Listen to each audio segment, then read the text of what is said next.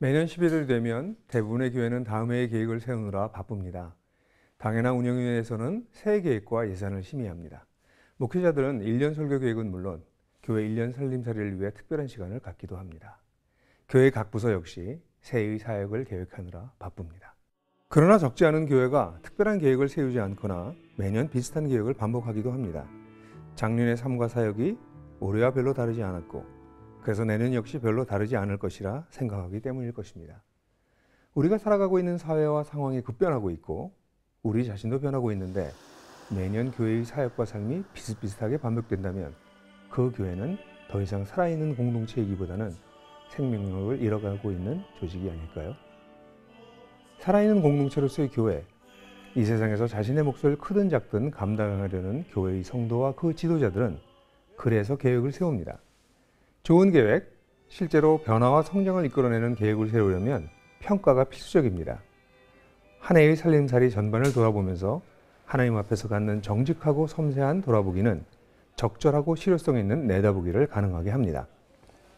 한 개인은 물론이고 공동체가 자신이 어디에 서 있는지 그리고 어디로 가야 하는지를 모른다면, 그래서 이를 위한 구체적인 계획이 없다면 그 개인과 공동체는 어떤 성장도 어떤 진보도 기대하기 어렵습니다. 평가와 계획은 그렇게 사명을 가진 모든 개인과 공동체에게는 필수적입니다. 이렇게 평가와 계획을 할 때 건강한 교회는 가장 오래된 고대의 청사진을 살펴봅니다.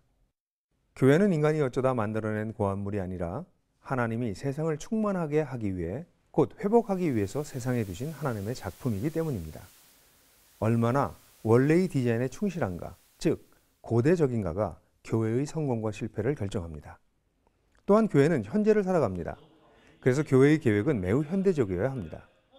오늘 우리 사회와 문화 속에서 매일의 삶을 살아내야 하는 우리 성도들의 절실한 필요를 살필 뿐 아니라 그들이 하나님의 대안적 공동체로 세상 속에서 어떤 역할을 할 것인가는 철저하게 오늘에 대한 우리의 이해에 기반합니다.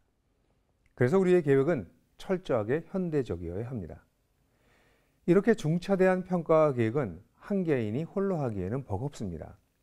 교회의 지도자들은 함께 머리를 맞대고 또한 함께 무릎을 꿇고 함께 돌아보고 함께 내다보아야 합니다.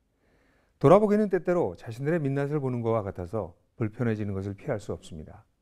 하지만 우리의 부족함에도 불구하고 치열하게 일하시는 분을 따라가고 있으니 지금까지 걸어온 길을 돌아보고 걸어갈 길을 내다볼 때 우리는 그분의 격려에 힘입어 힘찬 걸음을 내디딜 수 있습니다. 여러 회의와 계획이 많을 수밖에 없는 11월, 교회의 지도자들은 물론 교회의 구성원 하나하나가 질문했으면 좋겠습니다. 우리는 얼마나 고대적인가? 우리는 얼마나 현대적인가? CBS 논평이었습니다.